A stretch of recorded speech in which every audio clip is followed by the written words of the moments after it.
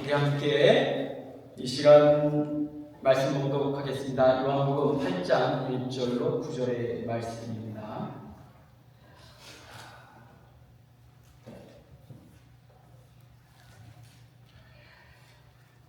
예수는 감난산으로 가시니라.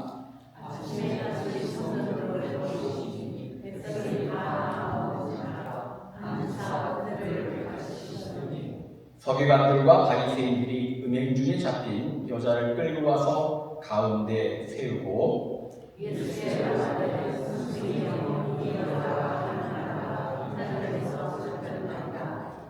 모세는 율법에 이러한 여자들을 돌로 치라 명하였거니와 선생은 어떻게 말하겠나이까?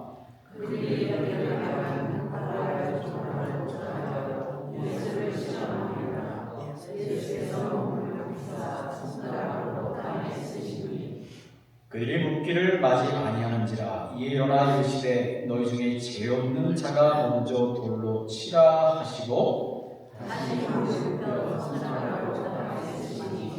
함께 읽겠습니다. 그들이 이 말씀을 듣고 양심의 가책을 느껴 어른으로 시작하여 젊은이까지 하나씩 나가고 오직 예수와 그 가운데 섰는 여자만 남았더라.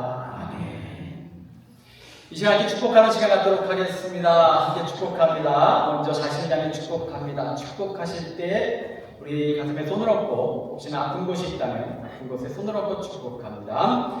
하나님께서 나를 위하여 축복의 새 역사를 시작하셨습니다. 우리 주변 분들에게 보고 축복합니다. 눈을 마주치면서 우리 인자하고 따뜻한 눈빛을 서로 매상 축복합니다. 하나님께서 당신을 위하여 축복의 새 역사를 시작하셨습니다. 오늘 예수님처럼 해석하기라고 하는 제목으로 말씀을 나누겠습니다. 인지치료라고 하는 것이 있습니다. 심리적인 문제에 있어서 감정, 그 다음에 생각 또는 인지, 그리고 행동은 별개가 아니라 서로 연결되어 있다는 거예요. 이 마음속의 것들이 행동을 결정한다는 거죠. 누군가 갑자기 화를 팍 냅니다. 뭔가 있는 거죠. 행동으로 나오기까지 뭐가 있는 겁니다. 그래서 이 분야의 전문가인 엘버트 엘리스 박사라는 사람이 이런 얘기를 했습니다. 글을 보시면 함께 읽어볼까요? 사건에 대한 해석이 감정을 통제한다. 해석 또는 생각이 감정을 통제하고 더 나아가 행동으로 관련된다는 거예요. 제가 영어에서 목회할 때 큰아이가 태어났습니다. 여러분 아시겠지만 신생아 때는 오히려 감기가 들지 않는데 4개월인가 5개월쯤 지나니까 태어나서 처음으로 감기가 들었어요. 봄철에. 열이 나고 콧물이 나고 처대니까 걱정이 되잖아요. 그래서 당연히 병원을 찾아가게 됩니다.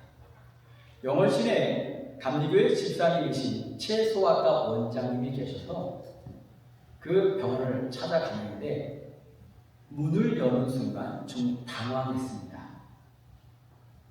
한낮인데 환자가 손님이 한 명도 없는 거예요. 가자마자 최소아과 원장님이신 닥터이신 최 집사님을 만나고 바로 진료를 시작했습니다. 청진기를 들여다보고 여러 가지 열도 체크하더니 하시는 말씀이 이렇게 말씀하십니다. 그저 집에 돌아가서 따뜻한 물 좀 먹이고 한 이틀만 지나면 나을 테니까 걱정하지 말고 돌아가라. 그래서 결국은 그 말만 듣고 제가 기대했던 주사나 약을 하나도 받지 못하고 그 병원을 수학과를 나오게 됐습니다. 나오면서 이틀이면 괜찮다는 말이 위로가 되는 것이 아니라 뭐 이게? 아니 애가 아파서 감기가 들어서 열이 나서 왔는데 해열제 하나를 안 주네? 그러면서 무슨 생각을 하게 됩니까? 손님도 하나 없고 돌팔이 아니야? 그러니까 첫 아이라 이 열이 오르고 하는 것에 대한 걱정이 되니까 그래서 거기를 나온 후에 제 감정적으로 불안하고 뭐지? 이상하니까 저의 다음 행동이 결정이 됩니다. 여기 가지 말고 동네에 아이를 보러 다른 병원을 가보자. 그래서 이비인후과를 찾아갔습니다. 문을 여는 순간 그 병원에 아기 환자들이 가득하고 제 기억으로 정확하게 얼마인지 모르겠지만 한참을 기다려서 의사를 만나게 되었고 역시 저의 기대와 같이 주사를 놔줬고 항생제를 비롯한 약을 한 움큼 가지고 돌아왔습니다. 그러면서 아이고 가길 잘했다. 저의 감정과 생각들이 행동을 그렇게 결정했던 거죠. 근데 얼마 후에 소식이 들려왔습니다. 제가 처음에 갔던 치매소아과가 환자가 없어서 문을 닫았더라. 그래서 그렇게 약도 안 주고 주사도 안 주니 문을 닫겠지. 그런 생각을 했습니다. 그런데 저도 외국 나와서 좀 오래 살다 보고 특별히 캐나다는 의사 한 번 만나기도 너무 힘들고 진료받기도 너무 힘든 곳에서 18년을 살다 보니까 거기서 느끼는 것들 중에 하나가 만나기 전에 의사를 예약해 놓고도 기다리다가 낫는 자연치유의 사건들이 너무 많은 거예요. 그래서 돌아보니 그때 오히려 어쩌면 주사도 안 주고 약도 안 줬던 최 원장님이 더 좋은 의사였는지도 모르겠다. 그분은 자기 신념대로 그렇게 치료를 하셨던 분이니까. 어쨌든 우리는 우리의 삶에 수많은 해석을 하며 살아갑니다. 사건을 보고 해석하고 정치를 보고 해석하고 관계 속에서 해석을 하고 사람을 만나고 해석하는데 이런 해석에는요, 생각에는요, 사람마다 일관된 방향성을 가지고 있어요. 이런 방향성, 일관성은요, 하루아침에 결정된 게 아닙니다. 오랜 시간 동안의 경험들 또는 체험들 그리고 그 시대를 살아가는 삶의 여러 가지 요인들이 문화적 요인들, 정치적 요인들이 종합적으로 작용을 하면서 그것이 딱 결정이 됩니다. 다양한 요소들의 영향을 받아 결정된 방향성, 일관성은요, 한 번 정해지면 종처럼 고쳐지지가 않더라고요. 여기 계신 분들 나름대로 다 삶의 해석에 대한 방향성들, 일관성도 있어요. 저희 역시도 마찬가지고요. 그래서 주변을 보면 부정적 해석을 하는 사람들은 언제나 부정적입니다. 99가지가 좋은데 그런 사람들은 딱 한 가지 나쁜 것을 이야기하는 사람들이에요. 이런 사람들과 대화를 하잖아요. 맥이 빠져요. 대화하는데 엄청난 에너지가 필요해요. 부정적인 사람과의 대화는 힘을 빠지게 하는 아주 놀라운 능력이 있어요. 근데 어떤 사람은 또 긍정적입니다. 99가지가 다 안 되는데 한 가지로 인하여 그것을 좋게 바라보는 사람들이 있어요. 그런 사람들을 만나서 이야기하면 힘이 납니다. 안 될 일도 될 것 같아요. 또 어떤 사람들은 철저하게 이기적입니다. 머리가 비상해서 벌써 이것이 내게 득이 되는지 안 되는지 내게 좋은지 나쁜지 결정을 해서 그 결정에 따라 행동하고 말합니다. 믿음의 사람들도 있죠. 믿음의 사람은 같은 상황이라도 사건이라도 하나님의 눈으로 성령의 눈으로 해석하는 사람들이 있습니다. 여기 계신 여러분들도 세상의 다른 사람들과 다름없이 삶의 순간마다 삶에서 부딪히는 수많은 사건마다 해석하며 사셨습니다. 그리고 해석에 따라 결정했고요, 행동했습니다. 그렇다면 여러분 안에도 어떤 방향성, 일관성이 존재할 텐데 여러분의 방향성들은 과연 어떠실까요? 제가 몇 가지 질문을 던져보겠습니다. 첫째로 여러분들, 긍정적이십니까? 아니면 부정적이십니까? 저도 목회를 30년 가까이 합니다. 제가 내린 교훈은 사람들은 생각보다 부정적이더라. 여러분, 신앙적이십니까? 아니면 죄와 육적인 것에 충실하십니까? 말씀에 순종하고 계십니까? 아니면 내 지식, 경험, 가치관에 충실하십니까? 성령께 이끌림을 받고 계십니까? 아니면 감정이나 충동에 충실하십니까? 예수님의 마음으로 판단하십니까? 아니면 내 마음대로 판단하고 계십니까? 하나님의 마음에 합당하십니까? 오늘 이와 같은 질문들을 한번 여러분에게 스스로에게 던져보시며 나는 어떤 방향성을 갖고 있지? 잘 생각해 보시기를 바랍니다. 이런 방향성들이 우리를 이끌 뿐만 아니라 이런 방향성들은요, 삶에 생각보다 많은 결과들을 도출해요. 그 결과들은 아름다웠던가? 그 결과들은 행복했던가? 그 결과들은 우리를 행복하게 했던가? 그 결과들은 내 주변과 교회를 복되게 했던가? 예수님께서 오늘 아침에 예루살렘 성전으로 들어가셨습니다. 많은 사람들이 예수님의 말씀을 들으려고 듣고 있던 때에 소위 당시 사회를 이끌던 지도층에 해당하는 리더십을 가졌던 서기관들과 바리새인들이 한 여인을 끌고 옵니다. 여러분이 읽으셨듯이 이 여인은 가늠하다가 현장에 잡힌 여인입니다. 그들이 와서 예수님께 따지듯이 묻습니다. 이 여자가 가늠하다가 현장에서 잡혔습니다. 모세의 율법은 이런 여자는 돌로 치라고 명하였습니다. 어떻게 하겠습니까? 어떻게 말하겠습니까? 당신은 어떻게 생각하십니까? 이렇게 물어보는 거예요. 그때 예수님께서는 몸을 굽히시고 손가락으로 땅에 무슨 글자를 쓰셨습니다. 그리고 몸을 일으키신 후에 그들을 향하여 말씀하십니다. 너희 중에 죄 없는 자가 먼저 돌로 치라. 그리고 다시 몸을 굽히고 무엇이라 땅에 쓰셨습니다. 그때 사람들은 양심의 가책을 느꼈던 것 같아요. 죄 없는 사람.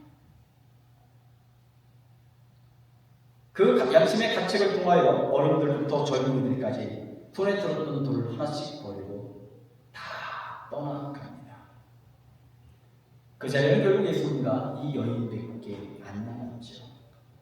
예수님께서 여인에게 말합니다. 여자여, 너를 고발하던 사람들이 여기 있느냐?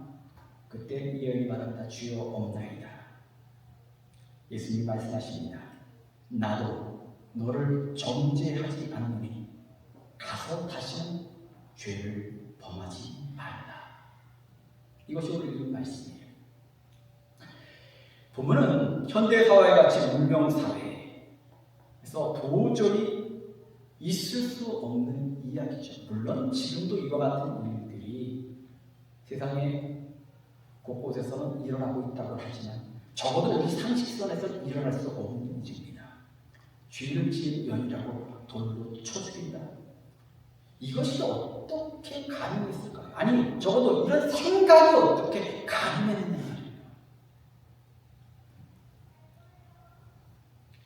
세상은 눈에 보이는 것이 전부가 아닌 때가 있습니다.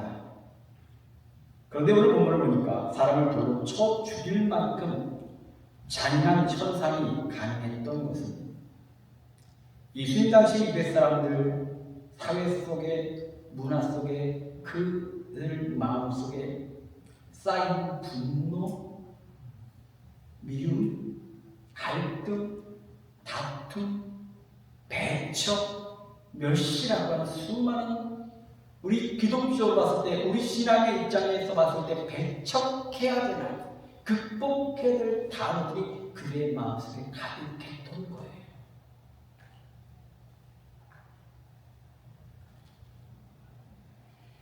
예수님 당시의 사회를 제 방식으로 한번 문장을 만들어 봤습니다. 당시의 사회는 이런 표현이 맞는 것 같아요. 한번 좀 보실까요? 한번 같이 읽어보겠습니다. 넌 나와 달라. 무슨 말입니까? 넌 나와 달라. 넌 죄인이야.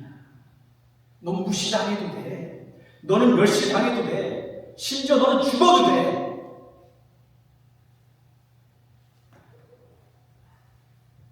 자꾸만 구별하는 시대를 살았던 거예요. 자꾸 차이를 만드는 시대를 살았던 거예요. 누군가를 주인을 만들어야만 되는, 누군가를 주인을 만들어야 내가 높임받는 그런 시대를 살았던 거예요. 유대인들은 하나님께 선택받은 민족입니다. 다 같은 아브라함의 자손입니다. 하나님의 말씀을 읽고 따르는 수많은 공통점의 민족임에도 불구하고 그들은 끊임없이 나와 다른 상대들을 찾았고 그들을 구별했고 그들을 무시했고 멸시했고 심지어는 죽이기까지 했습니다. 예수님 당시의 바리새인들은 율법학자들입니다. 그들은 율법의 전문가들이고 율법을 해석하여 백성들에게 가르쳤던 사람들입니다. 그들은 율법을 지키는 자와 율법을 지키지 않는 자의 차이를 극대화했습니다. 왜? 그럼으로써 율법을 지킬 수 있는 자신들의 위상과 정치적, 사회적 욕망들을 채울 수 있었기 때문인 거죠. 그들은 자신이 율법을 지키는 것을 굉장히 자랑스러워했습니다. 율법을 지키지 않는 자들을 멸시했습니다. 율법은 죄를 깨닫게 하는 것에 목적이 있습니다. 죄를 알게 하는 것에 목적이 있습니다. 죄를 범하지 말고 하나님의 백성이 되라고 하는 것에 목적이 있습니다. 그런데 이들은 그 율법을 도구 삼아 자기의 사회적 위상과 세상적 권위를 세우는 데 익숙해져 있었죠. 그와 같은 모습이 누가복음 18장 10절로 13절에 등장합니다. 성경 말씀을 보니까 두 사람이 기도하러 성전에 올라가니 하나는 바리새인이요 하나는 세리라. 바리새인은 서서 따로 기도하여 이르되 하나님이여 나는 다른 사람들 곧 토색불이 간음을 하는 자들과 같지 아니하고 이 세리와도 같지 아니함을 감사하이다. 나는 일에 2번씩 금식하고 또 소득의 11조를 드리나이다 하고 세리는 멀리서 감히 눈을 들어 하늘을 쳐다보지도 못하고 다만 가슴을 치며 이르되 하나님이여 불쌍히 여기소서 나는 죄인이로소이다 하였느니라. 바리새인들은 세리들을 멸시했습니다. 그들을 죄인들이라고 생각했습니다. 더불어 세리들은 민족의 반역자, 배반자라고 했습니다. 마치 친일파와 같이 로마의 앞자리가 되었다는 겁니다. 그래서 바리새인들은 세리들을 멸시했고 바리새인들은 자신들이 가르치는 위치에 있기 때문에 그 영향력으로 많은 사람들에게 이야기합니다. 저들과 상대하지 마. 저들과 대화하지 마. 저들을 권면도 하지 마. 저들을 상대도 하지 말고 배척시키고 외면하고 배려도 하지 마. 그와 같은 현상이 삭개오의 뽕나무 사건에서 나타납니다. 삭개오 같은 사람은요, 키가 작은 사람이었어요. 그러다 보니 그러면서 세일을 했던 사람들과 사람들에게 멸시의 대상이었습니다. 예수님이 오실 때 삭개오도 다른 사람과 동일하게 예수님을 보고 싶었지만 예수님 앞에 나아갈 수가 없었습니다. 키가 작아서 예수님을 볼 수가 없었어요. 그런데 어떤 누구도 키가 작은 삭개오에게 배려하지 않습니다. 양보하지 않습니다. 왜? 그는 세리였기 때문에, 멸시의 대상이었기 때문에, 상종할 가치가 없다고 생각했기 때문에. 삭개오도 그와 같은 사회적 현실, 사람들의 마음을 알았던지 사람들에게 일일이 구걸하지 않습니다. 비켜줄래? 나 좀 도와줄래? 하지 않습니다. 그가 선택했던 길이 뭡니까? 뽕나무 위에 올라가서라도 예수를 보겠다는 마음이 있죠. 바리새인들은 왜 이렇게 세리나 연자들에 대해서 냉정했을까? 사실 역사를 보면 이해가 되는 부분도 있습니다. 바리새인들의 근원을 보면 예수님이 오시기 전에 유대인들이 이방 민족들의 지배를 받을 때에 이방 민족의 왕인 안티오코스 4세라고 하는 사람이 있습니다. 이 사람은 아주 지속기도 성전을 또 제사장들을 멸시했습니다. 기독교인들이 유대인들이 가장 싫어했던 것들 중에 하나가 돼지고기인데 일부러 성전에 가서 돼지고기로 제사를 하는 거예요. 자기들의 신을 섬기는 거예요. 제사장들, 레위인들을 다 파멸시켰습니다. 오늘날로 말하면 다 파이어시키고 직장을 잃게 만들었던 거죠. 이때 당시 하시딘이라고 하는 운동이 일어납니다. 우리가 율법으로 하나님 신앙 중심으로 이방 민족들을 다 물리치고 독립국가 하나님의 왕인 나라를 회복하자. 이 바리새인들의 출발이 바로 여기서 등장을 합니다. 이 바리새인들은 그래서 지극히 율법 중심적이고 신앙 운동이며 더 나아가 그들의 운동은 단순히 신앙 운동이 아니라 민족 운동, 독립 운동부터 시작했던 거예요. 그들에게 있어서 세례는 반민족주의자요, 불신앙자요, 배신자였던 겁니다. 그들 시대에 바리새인들만 아니라 더 적극적으로 아주 더 치열하게 투쟁했던 사람들도 있었습니다. 오늘날 말하면 극단주의자들이죠. 그들을 시카리라고 합니다. 그 뜻은 뭐냐면 단도를 품는 자라는 거예요. 이렇게 사람들이 모여 있잖아요. 그때 시카리 그런 사람들은요, 이 두루마리 옷 속에 단도를 품고 있다가 앞에 사람이 로마의 앞자리거나 세리면 그 뒤에 가서 몰래 뒤에 가서 칼로 목을 긋고 도망치던 암살하는 사람들이었습니다. 근데 시간이 지나면서 순수한 신앙 운동도 사람의 죄와 접목하니까 타락하기 시작했어요. 순수했던 마음이 병들기 시작했습니다. 구별을 하면 할수록, 배척을 하면 할수록 사람들이 자기를 존경하고 자기를 높이는 것을 알게 되는 순간 그들은요, 하나님의 율법을 신앙을 도구로 사용하기 시작했습니다. 누구를 위하여? 하나님을 위하여가 아니라 자기를 위하여.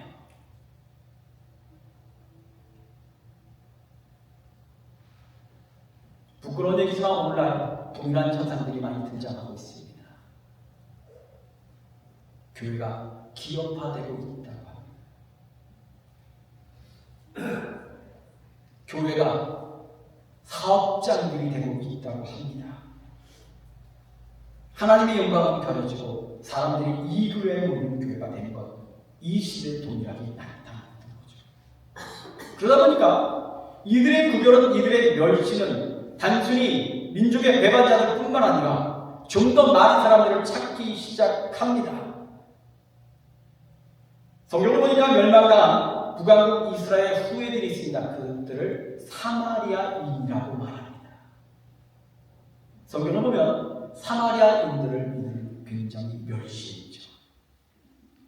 12의 혈중 앓던 여인, 성전에서 동냥하던 바디메오, 피가 작아 뽕나무에 올라갔던 삭개오, 심지어는 여러 삶의 어려움을 겪던 여인들, 예수님 당시의 사람들은, 특별히 서기관과 바리새인들은 율법을 내세워 다양한 이유 이렇게 말합니다. 넌 나와 달라. 넌 주인이야. 넌 멸시 받아도 돼.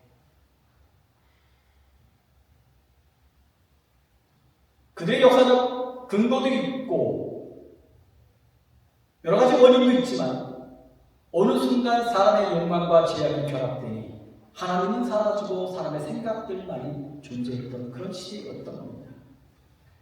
그러나 또 한편의 역사를 보니까 세리들도 참 억울했을 거예요. 여러분, 당시에 세리들을 이뤘던, 세리라고 하는 직업군을 이뤘던 사람들의 출신을 보면 상당히 많은 사람들이 레위인들이었습니다. 우리가 마태복음을 보시면 이 마태라고 하는 사람에 대한 호칭이 여러 가지인데 레위 마태라고 합니다. 또 하나 불리는 것이 세리 마태라고 합니다. 다시 말하면 이 마태라고 하는 사람은 레위 지파 출신의 세리를 했던 사람이라고 하는 거죠. 즉 레위 사람들은 어떤 사람들입니까? 성전에서 하나님의 섬기는 일을 했던 사람들이에요. 하나님 중심의 신앙으로 살던 사람들입니다. 그런데 그들이 왜 가장 욕먹는 세리가 되었을까요? 이방인들의 지혜를 받으며 로마의 지혜를 받으며 레위인들이 성전에서 점점 쫓겨나기 시작합니다. 성전에서 나온 제사에 남은 것들로 생활했던 그들이 성전에서 쫓겨나고 나니까 먹고 살 길이 없어진 거예요. 우리말에 그런 얘기가 있잖아요. 목구멍이 포도청이라고. 근데 그들은요, 이 레위인들은 다른 유대인들과 달리 기업 분배 때 땅을 받지를 못했습니다. 여호수아서를 보면 각 지파별로 땅을 다 분배할 때 레위 사람들은 48급에 흩어져 살게 하면서 땅덩어리를 아주 좁게 살았어요. 왜?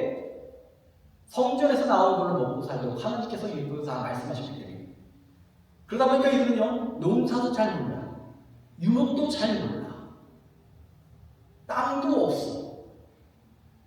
그러다 보니까 남들이 하지 않는 일을 찾았는데 그것이 바로 로마의 앞쪽에 했던 세리라고 하는 직업군이었죠. 그들도 그것을 하고 싶었던 것이 아니에요. 여러분, 마태복음을 나중에 한번 교회 때 잘 읽어보시기 바랍니다. 마태라고 하는 사람의 이야기를 잘 읽어보며 마태복음을 통해서 용서에 대한 이야기를 참 많이 강조합니다. 레위 출신으로서 세리를 했던 그 자신에 대해서 너무나 힘들었던 내적 갈등이 존재했던 거죠. 하나님의 일을 감당해야 되는 자기가 로마의 앞자리가 되고 민족의 반역자가 되고 반율법적인 행동을 했던 그를 그래도 예수께서는 나를 용서하시고 부르셨다. 마태복음 전체에 흐르는 메시지.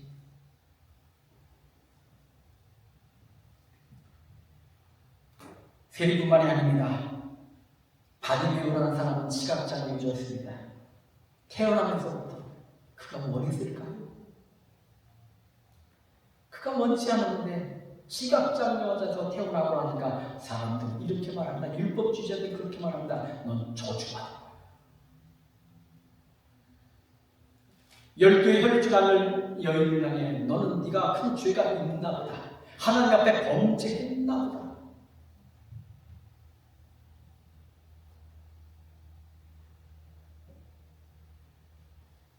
그 시대는 구별의 시대, 차별의 시대, 멸시의 시대라. 아픈 것만으로도 죄인이 되었고 배척의 대상이 되었던 그런 시대입니다. 그런 시대에 예수님 앞에 죄 많은 여인을 데리고 나와 묻습니다. 모세의 율법을 돌로 칠하는데 당신은 어떻게 해석하고 어떻게 판단하실 겁니까? 이 질문은 굉장히 함축적 의미예요. 이런 얘기입니다. 예수 당신 내 편이 맞아? 나와 같은 생각을 하는 사람이야? 그걸 확인하기 위함이다.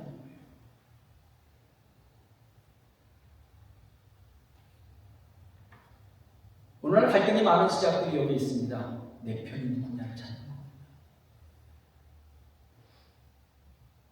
교회도 많은 갈등 요소가 있습니다. 누가 나와 가깝느냐는 거죠. 목회를 하다 보면 부딪히는 문제 중에 하나가 있습니다. 옳고 그름의 문제가 아니라 누가 나와 가깝냐. 이것이 답을 정할 때가 있어요. 오늘 동일한 얘기입니다. 당신 내 편 맞습니까? 맞다면 모세가 기록한 율법과 같이 돌로 치라고 말합니다. 그 그때 예수님께서 말씀하십니다. 너희 중에 죄 없는 자가 먼저 돌로 치라. 이 말의 핵심은 이겁니다. 하나님 앞에서 누구도 죄인이다.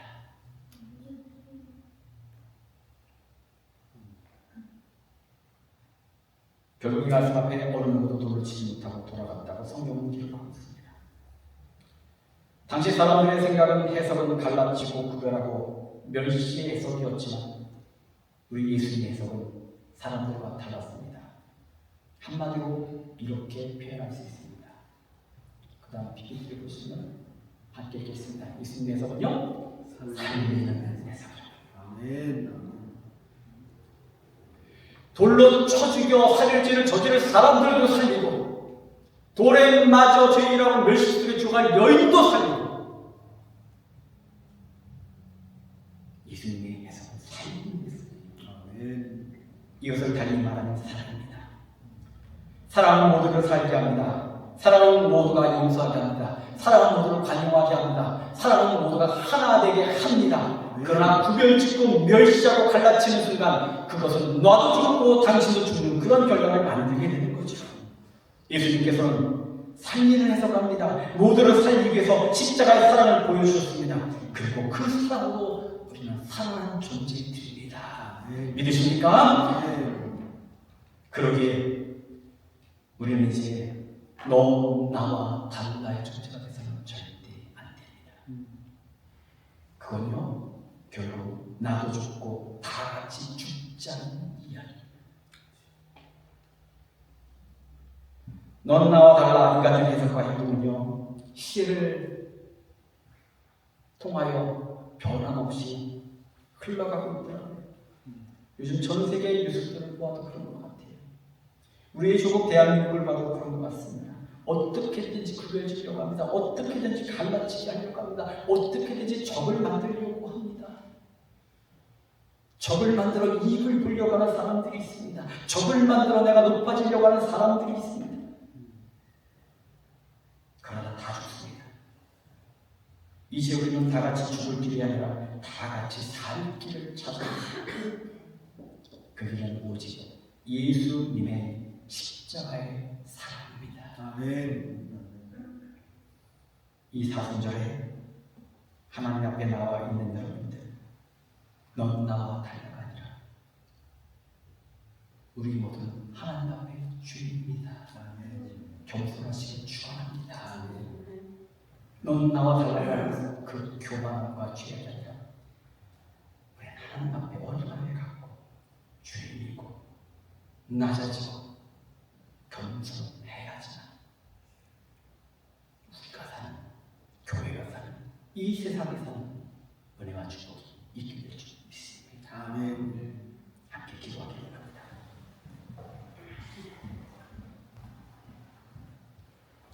시간 말씀 묵상하시면서 넌 나와 달라가 아니라 하나님 앞에서 있는 우리를 자복하고 회개하고 겸손한 마음으로 기도하는 가운데 우리 다 같이 사는, 다 같이 복받는, 다 같이 천국 가는 그 마음을 소원하며 기도하기를 원합니다. 아버지 하나님, 우리가 얼마나 어리석었던지 이 땅에 보잘것없는 자랑거리들로 하나님 앞에 나를 내세웠던 우리의 모습들, 우리의 의를, 우리의 생각을 내세웠던 수많은 생각들을 주여 돌아보기를 간절히 원합니다. 넌 나와 달라가 아니라 하나님 앞에 서 있는 그 순간 우리 모두는 하나님 앞에 선 순간 우리는 하나님의 은혜 없이는 살 수 없는 존재들입니다. 주여, 이 사순절에 주의 십자가를 사랑하는 저희를 온전히 더욱더 낮아지고 겸손하여 주시길 바라. 주의 앞에 은혜로 성령으로 말씀으로 하나님 세대기 인도하여 주옵소서.